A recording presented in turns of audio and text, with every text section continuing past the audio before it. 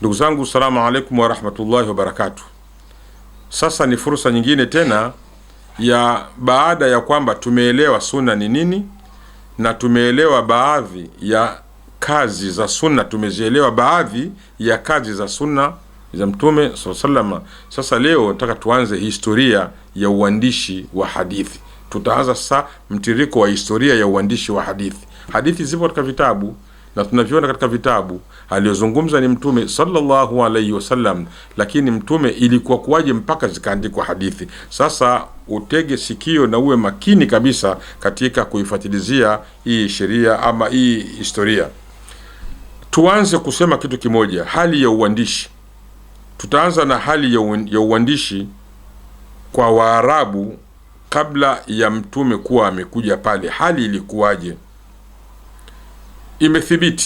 Imethibiti katika ufuatiliaji wa kitaaluma kwamba Waarabu walikuwa wanajua kuandika kabla ya Uislamu. Nikisema kabla ya Uislamu, yani kabla Mtume hajaja kuwa ni kiongozi na kuwapelekea Uislamu, walikuwa wanajua kuandika.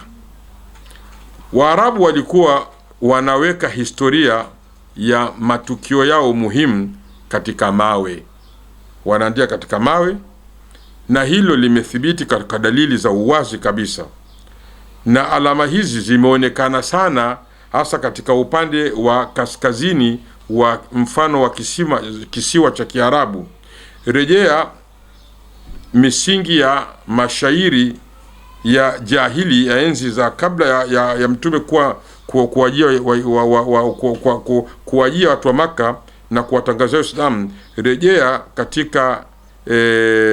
katika mashairi yale, utapata mazungumzo yanayoeleza hali ambayo walikuwa wakiifanya.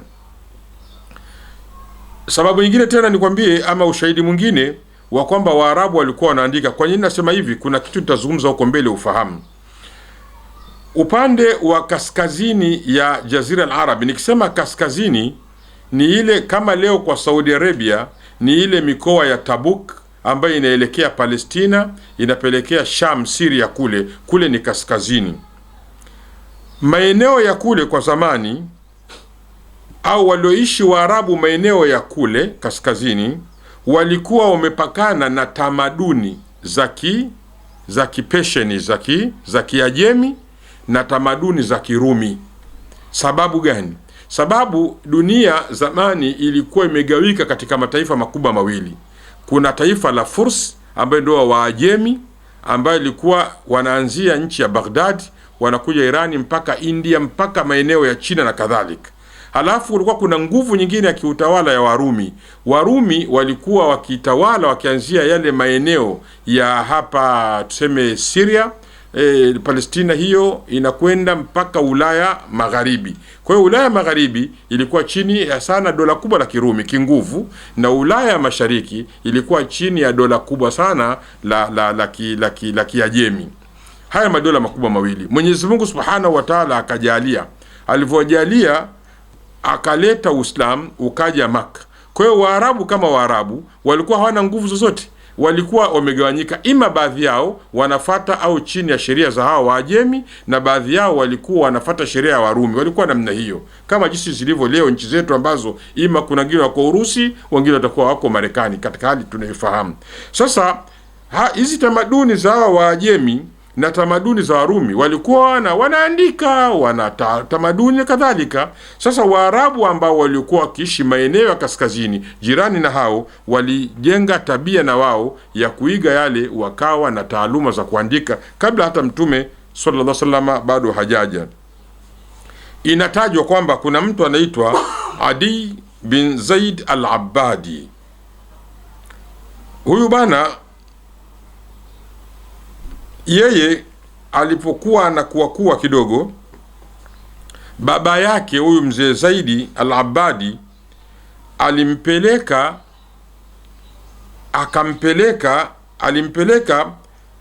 katika madarasa vidogo ambavyo walikuwa wanajifunza kuandika.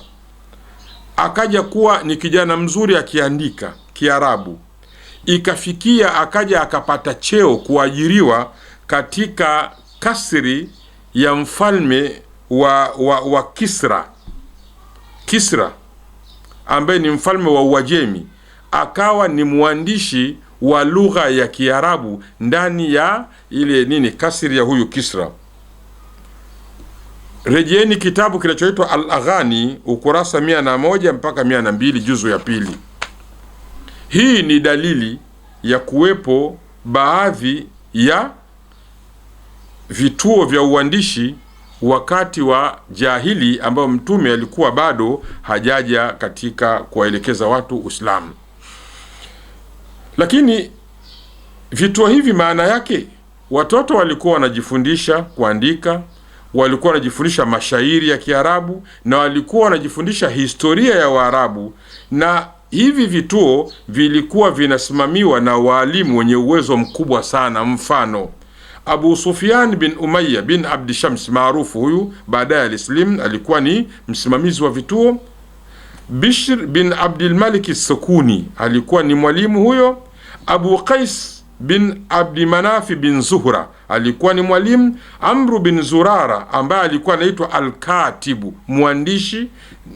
Rejea historia ya umma na wafalme ya kitabu cha Imamu At-Tabari juzu ya 542, utakuta maelezo haya. Tunajenga hoja kwamba Waarabu walikuwa wanaandika enzi ya kabla ya mtume kuwa mtume. Tabia ya kuwa wanaandika ilikuwepo. Sasa mtume amekuja kuwa ni Muislamu. Mtume sallama bado aliendelea na aliwakuta watu katika sifa hii na akawahimiza katika sifa hii ya kuandika. Mfano, Ausi na Khazraj, makabila mawili makubwa yaliyokuwa Madina, walikuwa wanaandika. Halafu Waarabu walikuwa na msemo wao mmoja. Msemo huu wanaita mtu kama anaitwa Al-Kamil. Ukiona mtu anaitwa Al-Kamil, maana yake mtu huyo Al-Kamil, yani anafahamu vitu vitatu vinne muhimu. Anafahamu kuandika, anafahamu kusoma, anafahamu kutupa mshale, anafahamu kuogelea. Mtu huyo Waarabu walikuwa wanamuita Al-Kamil. Sasa Al-Kamil huyu na mtu, mfano kuna watu wengi sana ambao walikuwa wakiitwa Al-Kamil. Hii maana yake ni kwamba Waarabu katika moja ya sifa ya kuwa walikuwa wanaandika ni sifa iliyokuwepo. Lakini tusisahau kitu kimoja. Sifa ya Waarabu kama sifa ilikuwa ni kuhifadhi. Anayehifadhi anasifika zaidi kuliko hata anayeandika. Uandishi ulikuwepo, lakini anayehifadhi alikuwa anaonekana huyu ni bingwa na ni bora zaidi kuliko hata anayeandika. Hii ilikuwa ni sifa ambayo Mwenyezi Mungu alijalia umma wa Kiarabu ulikuwa namna hiyo, na ndio maana unakuta tabia ile iliambukiza na iliendelea baada ya mtume kuja Uislamu. Wale watu walikuwa na tabia ya kuhifadhi na wakarithisha watu wengine kuhifadhi, na mpaka leo unaona vijana wa Kiislamu ni vijana ambao wana uwezo mkubwa sana wa kuhifadhi. Kuwa wanahifadhi haikuwa na maana kwamba walikuwa hawajui kuandika. Nataka tuangalie baadhi ya watu wale mustashrikin, orientalisti, watu wale wa kimagharibi waliousoma Uislamu kwa lengo la kuja kuharibu Uislamu. Watu hao walisema hivi, kuna maneno yao mengi wamesema. Wanasema kwamba katika Qur'ani kuna aya Mwenyezi Mungu anasema hivi: huwa alladhi ba'atha fil ummiyina rasula minhum yatlu alayhim ayatihi wa yuzakkihim wa yuallimuhumul kitaba wal hikma wa in kanu min qablu la fi dhalalin mubin, kwamba Mwenyezi Mungu ndiye ambaye amewapelekea umma ummiyin. Ummiyin ilikuwa inatafsirika yani watu wasiojua kusoma na kuandika. Allah amewapelekea mtume, miongoni mwao anawasomea aya za Mungu na anawatakasa na anawafundisha kitabu na hekima. Kabla ya hapo walikuwa wamepotea. Hiyo ni surati al-Juma aya namba 2. Wanasema hivi, angalia hao watu maadui wa Kiislamu, wanasema hii aya ni ushahidi kwamba Waarabu walikuwa ni ummiyin, yani maana yake hawajui kusoma na kuandika. Point hiyo tuangalie, nisikizeni vizuri wasikilizaji. Kwa maana ummi ni mtu ambaye hajui kusoma na hajui kuandika. Lakini sisi tunawajibu majibu kama wanavyojibu wanawazuoni ni kwamba hii ummiyina iliyotajwa hapa si maana ya kutojua kuandika kwa kalamu au kutojua kusoma. Hapana, hii maana yake ni kwamba wale Waarabu walikuwa ni al-ummiyatu diniya, walikuwa ni ummia, yani hawajui muongozo wa kidini. Walikuwa kwa sababu walikuwa hawana kitabu. Tofauti na Mayahudi walikuwa na Taurati, tofauti na Manaswara walikuwa na Injili. Sasa umma wa Kiarabu ambao wameletwa pale walikuwa ni ummiyin, hawakuwa na kitabu chochote. Kwa hiyo walikuwa ni ummia, yani wasiokuwa na kitabu cha kusoma wala wasiokuwa na kitabu kilichoandikwa, walikuwa hawana. Ndiyo makusudi ya aya hii katika Qur'an, na jambo hili liko wazi. Na vile vile Mtume alipata kusema katika hadithi sahihi, alisema kwamba inna ummatun ummiya la naktubu wala nahsab, sisi ni umma ummiya, hatuna kitabu, hatuandiki wala hatuhesabu. Mtume akamwambia, jamani, ashharu hakadha, mwezi huko hivi. Yani anakusudia Mtume alikuwa anakusudia kwamba sisi ni umma ummiya la naktubu wala nahsab. Wao waleta hoja hii, lakini sio hoja kwa maana ya kwamba ni hoja hatujui kuandika ama hoja hatujui kusoma. Hapana, bali ni hoja ya watu ambao tulikuwa ni watu ambao hatuna kitabu wala hatuna mwongozo, kitabu kinachosomwa wala kitabu kinachoandikwa.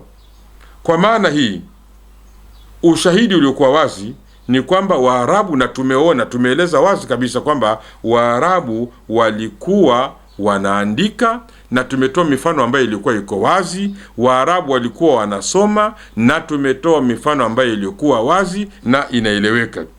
Na hii ni dalili ya kuonyesha ule kukosea kwa hoja ya hawa mustashrikin katika wanaodai. Na nataka nikuambieni kwa nini wametoa hoja hiyo. Wao walikuwa na lengo lao, wanataka waseme kwamba hizi hadithi za Mtume sallallahu alaihi wasallam hazijaandikwa, na kama hazijaandikwa mwanzoni, maana yake zilivyoandikwa, wakati zilivyoandikwa katika vitabu vile, maana yake kuna gap hapa katikati. Bila shaka watu labda walifikiria, wakaanza kuandika kwa kufikiria, sio kwa uhalisia. Ndio maana tukaona kwamba kuna haja ya Waislamu kuifahamu hii historia yao, historia ya uandishi wa hadithi, jinsi ilivyokuwa. Sasa nimekupa ile hali ya uandishi, umeona kwamba hali ya uandishi ilikuwepo kwa ushahidi tuliosema, na tumeivunja hoja ya wanaosema eti Waarabu walikuwa ni kaumu ambayo haijui kusoma wala kuandika. Tumeivunja kwa ushahidi huo. Bila shaka inshallah sasa utaendelea kupata sasa hapo tulikuwa tunasema kabla ya Uislamu hali ilikuwa hivyo. Sasa je, baada ya Mtume sasa yupo pale, hali ya uandishi na kutokuwa na uandishi ilikuwa ni hali ya namna gani? Hilo ni swala ambalo tunataka uje ulifahamu. Allah atuwafikishe. Wassalamu alaikum warahmatullahi wabarakatuh.